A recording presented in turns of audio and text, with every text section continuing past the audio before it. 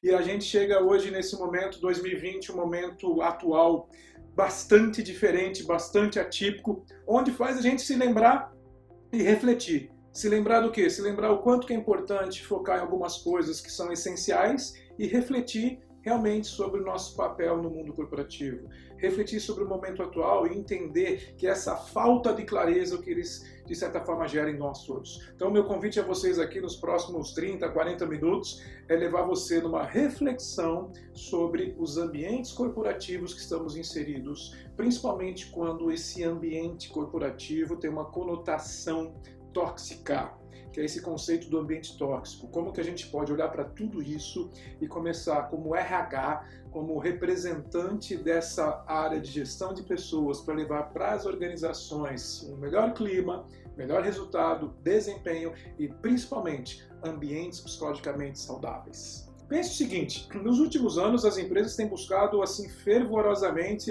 esse aumento, essa alavancagem que onde eles falam aumentar e crescer 10 vezes mais.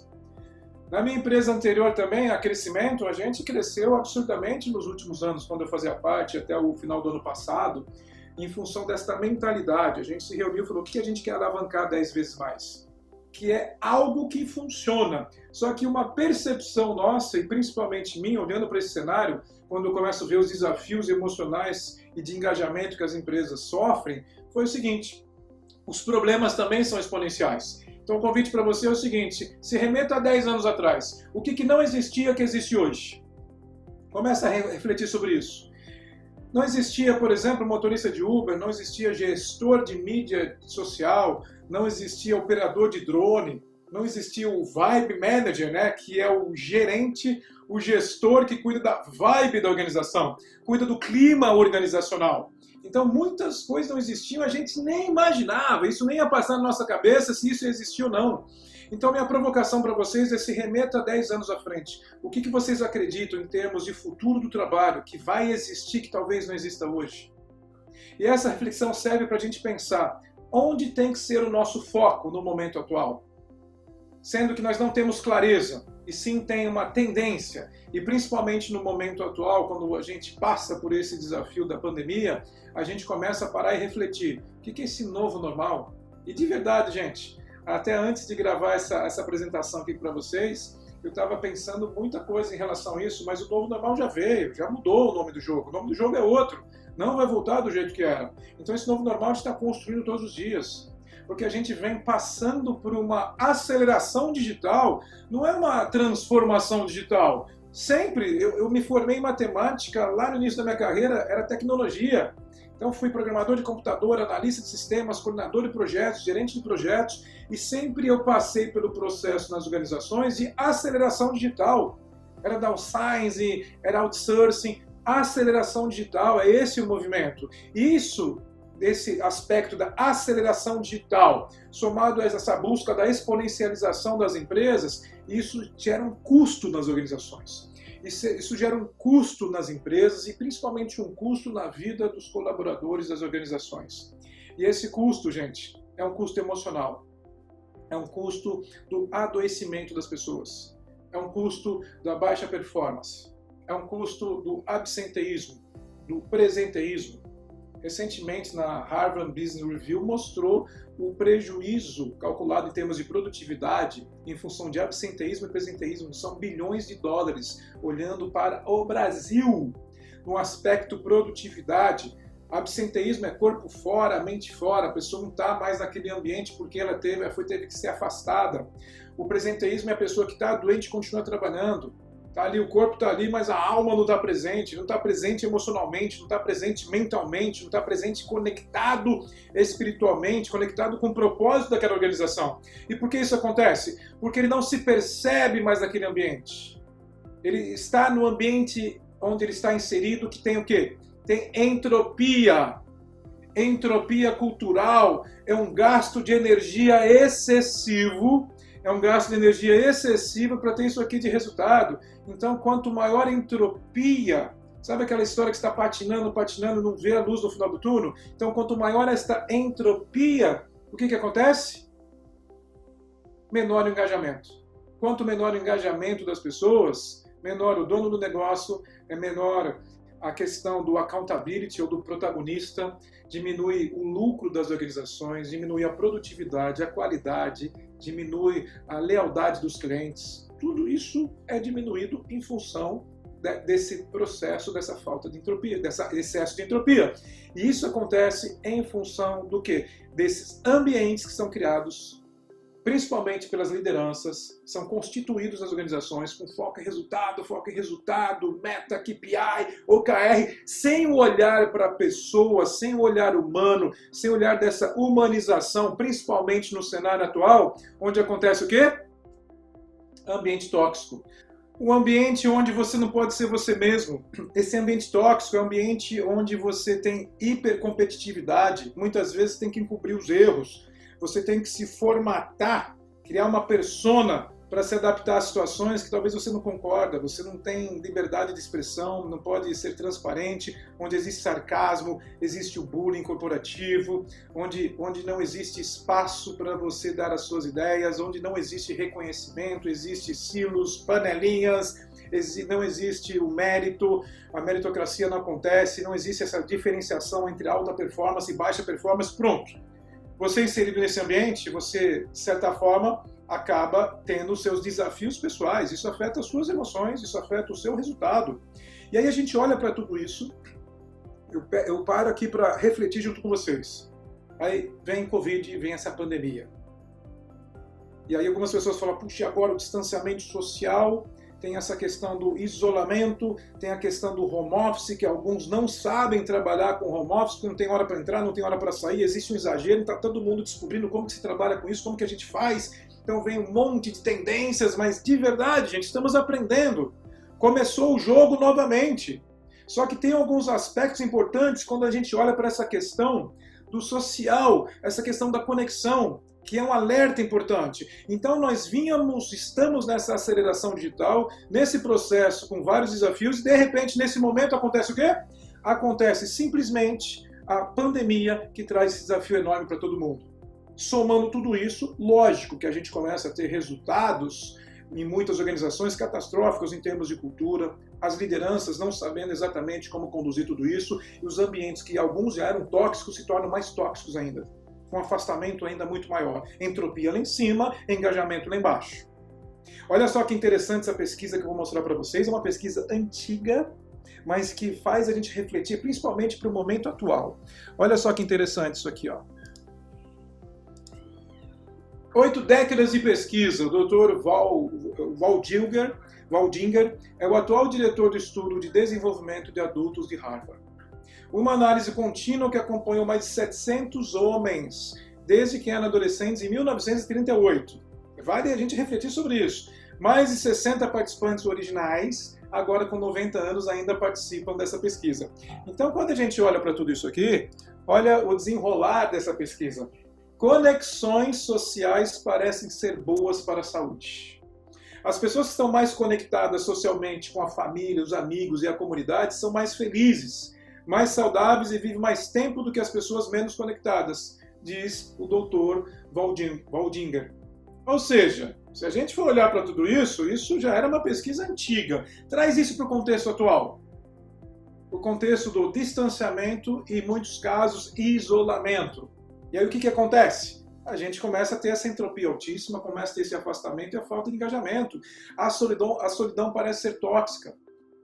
E a solidão muitas vezes acontece no mundo corporativo, quando um colaborador ele é isolado, ele recebe bullying, ele não recebe reconhecimento, ele não pode ser ele mesmo, ele não é escutado. Ele tem um líder autocrático que não o respeita, não o admira, não o reconhece, não desenvolve, não se conecta e perdeu-se totalmente a humanização, virou um número, só tem que trazer resultado. Onde só aqueles que trazem resultados são os escolhidos e ficam sobrecarregados. E posteriormente você vai perder a performance deles também. As pessoas que estão mais isoladas do que querem são menos felizes. Sua saúde diminui mais cedo na meia-idade. Sua função cerebral declina mais cedo e vivem vidas mais curtas do que pessoas que não são solitárias. Segundo o doutor, a mudança começa a partir da gente, a partir da nossa escolha de fazer uma mudança efetiva. E a mudança, a gente sempre acompanhou esse processo de mudança nas organizações, sempre aconteceu. A gente pode levar esse conceito de várias formas. É mais uma mudança grande. Toda mudança exige o quê? Um movimento. Se não tiver movimento, a gente vai ficar travado, aumenta a sua entropia e aí diminui o engajamento. Então aqui, quero mostrar rapidamente para vocês um modelo de mudança para a gente começar a refletir essa curva de mudança atualizada aqui pela Columbia Business School em 2019. Então, primeira coisa que acontece com a gente nesse processo de mudança, e eu quero que vocês acompanhem, porque tem as mudanças e as soluções para elas, para a gente começar a pensar em como que a gente tem que agir em relação a tudo isso. Quando a gente olha, a primeira coisa que aconteceu nesse momento, nesses últimos meses, foi um choque, surpresa com o evento Covid-19, esse evento pandemia, e vem uma negação, descrença, a gente fica procurando evidência, não, isso não vai acontecer com a gente, é uma gripezinha. Aqui, chegar no Brasil, a Europa estava pegando fogo que estava acontecendo ali, algo que impactou o mundo inteiro, e no Brasil algumas pessoas, não, isso não é comigo, muitos empresários, no governo, de repente a gente nega. Só que chega um momento, vem uma frustração profunda, existe uma curva emocional nesse processo. Reconhecer que as coisas são diferentes e vão ficar diferentes. Isso gera raiva, gera essa frustração. E algumas pessoas ficam presas nesse processo, ficam presas nesse estado emocional, nessa depressão, falta de disposição, falta de energia. Quantas pessoas nas suas empresas você percebeu que caiu a energia delas? Caiu e as pessoas não estão aguentando mais. E aí, nesse momento, a gente tem que perceber o seguinte: se tem negação, cria-se alinhamento constante. Se tem essa frustração, você tem que maximizar a comunicação, comunicação, comunicação. Eu não sei para onde vamos, mas eu sei o que a gente pode construir, cocriação. É hora de se unir, cocriar, trabalhar nesse pensamento, nessa empresa que é um organismo vivo, sem esse modelo rígido, hierárquico, cheio de silos e panelinhas. É pensar diferente, não tem mais essas fronteiras, essas barreiras, cada um se sentindo empoderado naquilo que pode fazer e potencializando nessa visão de inovação. Inovar, construir, cocriar, pensar juntos, para a gente então desencadear uma motivação. A motivação que é um significado, é um motivo para partir para ação. E nesse processo de cocriação, todo mundo olhar junto e criar clareza para o momento atual, mesmo não entendendo o que vai acontecer daqui a pouco, é o que pode tirar muitas organizações desse processo e a gente começar a experimentar o novo. É onde é necessário desenvolver novas capacidades. É onde começa o engajamento com a nova situação. Porque a gente vai passar por esse processo de perda e desapego ao que era para olhar para o futuro, agora é isso, e trabalhar no presente, com esse engajamento nessa nova situação. Mas isso exige se desenvolver novas capacidades, para então a gente começar a tomar decisões empoderados do novo cenário, cada um tomando decisão no seu espaço, no seu cenário, em conjunto, trazer esse resultado. Ninguém vai conseguir fazer isso sozinho. E essa integração, mudanças integradas em indivíduos renovados. Então, quando a gente fala aqui das 10 competências, segundo o Fórum Econômico Mundial, daqui, ó, a gente está falando do quê? A gente está falando de pensamento inovador, inovação, criatividade, pensamento sistêmico, capacidade de resolver problemas complexos, tecnologia, avaliação de sistemas, mas principalmente liderança, influência social e inteligência emocional. Gente, é isso. Chegou o momento da gente criar esses ambientes psicologicamente saudáveis nas organizações. Chegou a hora e a gente tem a oportunidade agora de olhar para isso e fazer diferente. Olhar para tudo isso e pensar de uma forma diferente. Não simplesmente a inteligência emocional, essa questão de tratar o outro bem, é bem ao contrário. Com a minha experiência nos últimos 20 anos envolvendo líderes e organizações na questão da cultura organizacional, na questão do desempenho desses líderes, desses profissionais, um aspecto que ficou claro para mim é que o líder que tem mais inteligência emocional é o líder que vai trazer mais resultado. Para a inteligência emocional são 12 elementos que representam a inteligência emocional para a gente ter performance. Não é só se dar bem com as pessoas, se conhecer um pouco e ser legal? Claro que não! Quem é assertivo, fala o que pensa, toma decisões impopulares, dá o que o outro necessita, não o que o outro quer, a forma de fazer tudo isso e consegue fazer tudo isso tem inteligência emocional. Um dos aspectos da inteligência emocional é foco em resultados. E eu vou mostrar aqui para vocês como isso funciona para a gente realmente começar a fazer a diferença, gente. Então, o que acontece quando a gente olha para esse aspecto aqui, ó, da inteligência emocional? 90% dos profissionais top performers apresentam elevados níveis de inteligência emocional. 58% do sucesso profissional está relacionado à nossa inteligência emocional. 75% das carreiras descarrilam por razões relacionadas a competências emocionais. Então, o que a gente está esperando? O que a gente está esperando para então pegar e começar a fazer uma mudança efetiva? Eu tive a oportunidade de fazer uma certificação internacional em coach com o próprio professor Daniel Goleman, professor de Harvard, o precursor dessa questão da inteligência emocional usando esses 4 pilares. Essas pesquisas que ele fez, principalmente com líderes, ele diz o seguinte: a liderança é contagiosa. Ela é contagiosa. Para os não líderes, a inteligência emocional, para aqueles que são considerados de alta performance, a inteligência emocional representa 66% como ingrediente para ele ter melhor performance. Para quem é líder, representa 85%. Para a gente criar um ambiente de segurança psicológica, para a gente ter performance, para a gente ter foco, influenciar as pessoas, conduzir as pessoas para algo que realmente faça diferença. E aí eu criei alguns conceitos, eu venho trabalhando fortemente com o desenvolvimento disso nas organizações. O meu processo de coaching hoje com C-Level, CEOs, ele envolve toda uma plataforma do próprio Daniel Goleman de inteligência emocional, onde eu coloco o executivo para fazer journaling. Diário das emoções, todos os dias, na plataforma, eu respondo todos os dias, a gente se encontra uma vez por mês para desenvolvê-lo. Então eu vou falar rapidamente disso para conduzir para a transformação da organização. Eu dividi isso em 3 pontos: corpo, mente e espírito. Corpo é onde nós podemos olhar assim da questão dos nossos gatilhos emocionais, entender os filtros, experiências de vida e como que a gente está lidando com tudo isso, como que você lida com o seu tanque de combustível, que é o seu corpo, porque a partir daí o seu estado interno, o seu estado de espírito, o seu estado emocional determina a lente de contato que você vai ter para a vida. Ou seja, a sua mente é um projetor, a sua vida é a tela. Então esse projetor, que é a sua mente, depende desse estado interno, desse estado emocional que você tem. Porque a partir daí você leva isso para o próximo nível, para a mente, que eu chamo de combustível de escolha. Então o seu estado emocional determina a sua mentalidade, a sua visão, a sua lente de contato, o seu julgamento, a sua percepção sobre tudo o que acontece ao seu redor. Que aí eu chamei de criador de significados. E o criador de significados, o quê? Tudo aquilo que a gente dá significado, que acontece com a gente, as emoções que a gente significou em várias situações. Isso determina a nossa qualidade de vida e determina a nossa performance. A sua qualidade de vida está ligada diretamente ao significado que você dá para as situações, para tudo que acontece com você. A partir do momento que a gente determina isso, porque a gente está buscando o quê? Atender as nossas necessidades, e as mais básicas muitas vezes. Um líder que grita com alguém, que se coloca como um líder ditador, controlador, um líder paternalista, na realidade ele está buscando atender necessidades emocionais que ele tem e muitas vezes não tem consciência. Dificilmente ele vai para o próximo estágio, que é trabalhar com propósito, com conexão e ter uma visão de futuro inspiradora. Esse é o grande ponto para a gente começar a refletir e entender como que a gente pode começar a gerar essa mudança nas organizações. A mudança parte da mudança individual. A mudança parte da mudança do líder. Ou o líder muda, ou você muda a liderança. Ou o líder muda, ou você muda de líder.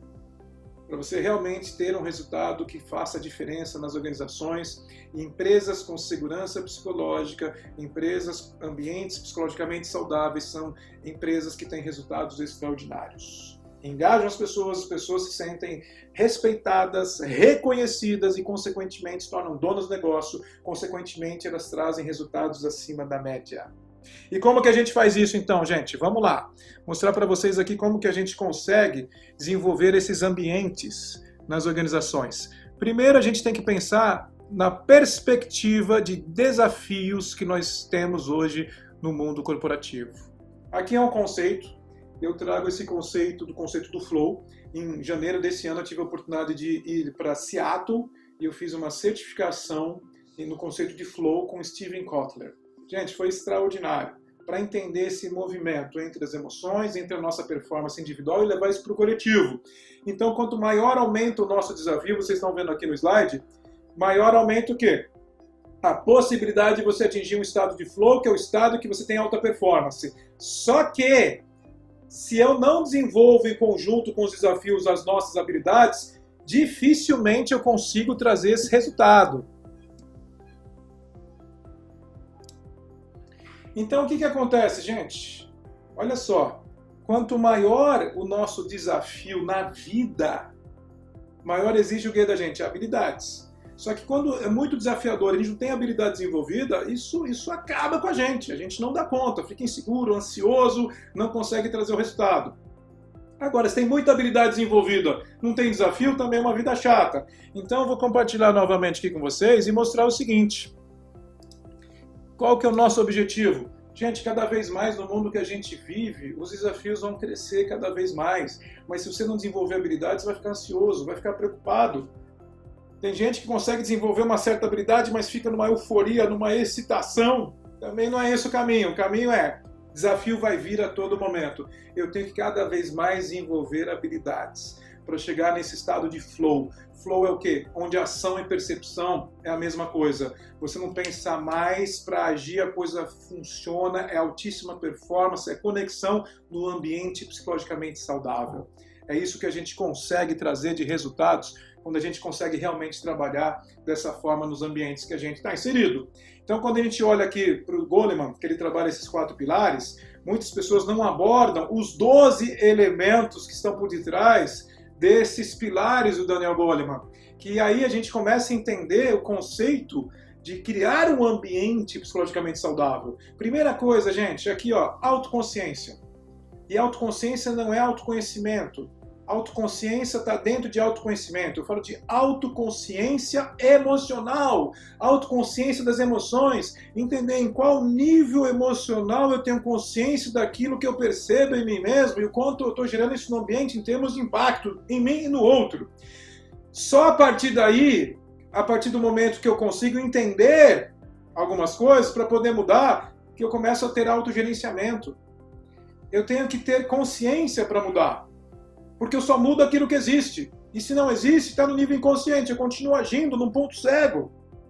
Muitos líderes estão agindo no ponto cego, gerando esse impacto nas organizações. Então o ponto aqui é o quê? Se eu me conheço, eu consigo gerenciar. Se eu conheço as minhas emoções, por que elas são geradas desse jeito, o que acontece comigo, eu consigo ter autocontrole dos comportamentos. Eu escolho o comportamento, eu escolho a resposta em relação ao evento. Eu me adapto ao ambiente, me adapto ao cenário atual, me adaptar a este novo cenário. Perspectiva positiva, que fala muito deste congresso CBTT Digital, esse otimismo, é uma perspectiva positiva. O próprio Goleman fala, a liderança ela é contagiosa. Então você quer contagiar o quê? Com pensamento negativo? Você quer contagiar com o quê? Com comportamentos destrutivos? E por fim, aqui no autogerenciamento, orientado a resultado, orientado à melhoria contínua. É o foco, performance, desempenho. Só a partir daí que a gente entra na consciência social. É sentir o que o outro sente, consciência organizacional, entender ao seu redor o que está acontecendo, para então você gerenciar as suas relações com influência, desenvolver o outro, trabalho em equipe, gestão de conflitos e uma liderança inspiradora. E para que tudo isso, gente? Porque a partir do meu desenvolvimento, do meu autogerenciamento, eu consigo entender o outro e desenvolver o outro. E tudo isso para quê? Simplesmente para ter um impacto positivo na vida do outro. Este é o maior objetivo de você desenvolver essa inteligência emocional. Ter impacto positivo na vida do outro e criar ambientes psicologicamente saudáveis. Essa é a grande questão. E quando a gente consegue criar esses ambientes psicologicamente saudáveis, é performance, é desempenho, é lucro da organização, pessoas felizes, trabalham, desenvolvem novas pessoas que são capazes e competentes, você amplia essa questão da prontidão, forma pessoas, forma novos líderes, é um conjunto de coisas. Só que esse desenvolvimento, ele começa da onde? Ele começa primeiro em você, para depois então a gente começar a olhar para quem? Para a organização. Então como que funciona esse processo de desenvolvimento? Richard Barrett, a continuação de 14 bilhões de anos agora depende da evolução da consciência humana. Tive a oportunidade de 3 anos atrás conhecer ele em Londres, conheci no Brasil também, mas fui visitá-lo em Londres. Ele me deu esse livro aqui, ó, A Nova Psicologia do Bem-Estar. a nova psicologia do bem-estar humano, da transformação através dessa visão que ele tem, que é a partir da expansão da consciência.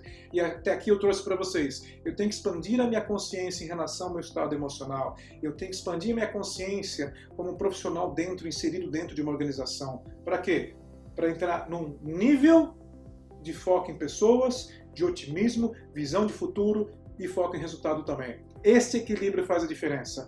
E ele criou esse conceito dos 7 níveis de consciência. Eu gosto de conhecer profundamente os líderes, os seres humanos, as pessoas, entendendo as suas principais necessidades emocionais e os seus medos, para levá-los num nível de ampliação de consciência e realmente desenvolver. E aqui são os 7 níveis de consciência. Eu quero passar para vocês, principalmente no foco primordial aqui, para a gente não gerar um ambiente tóxico e começar a refletir para criar ambientes de segurança psicológica. Nível 1, 2, 3, ele considera o ego. 4 é a transformação, nível 5, 6, 7, a alma. Conexão com o outro, compaixão, contribuição, visão de futuro, desenvolver o outro, senso de propósito. O nível 4, pensamento startup. Agora, nível 1, 2, 3 é o ego, é necessário, é essencial, mas se você não prestar atenção, você pode ser movido apenas pelo ego. Porque cada nível 1, 2, 3, até o 7, são distribuídos valores. Os valores podem ser positivos ou potencialmente limitantes. Mas o nosso olhar aqui é o seguinte, para quando o valor é potencialmente limitante e principalmente quando existe um medo. O medo da liderança, um medo corporativo que gera o quê? Ambiente tóxico. O medo de profissionais que estão no nível 1 é o medo de não ter o suficiente para sobreviver. Se ele se sentir ameaçado financeiramente ou em termos de saúde, ele pode ter comportamentos como se tornar um ditador, não confiar nas pessoas, não delegar e, consequentemente, cria-se ambientes tóxicos. Quantos líderes eu encontro aqui? Um monte, no processo de coaching, no desenvolvimento das pessoas nas organizações. E aí depois o medo de nível 2, que está focado no relacionamento, é o medo de não ser amado o suficiente, o medo de não ser gostado, não ser reconhecido. Consequentemente, se ele sentir-se ameaçado na falta de reconhecimento, o que acontece? Pode se tornar um paternalista, muitas vezes um manipulador emocional, não sabe falar não, não se coloca, não toma decisões impopulares e, consequentemente, o resultado não sai. Então, são esses os pontos para a gente começar a refletir. Quantas pessoas você conhece no seu mundo corporativo que, normalmente, não trazem esse resultado? Quantas pessoas você conhece na sua organização que não falam o que pensam?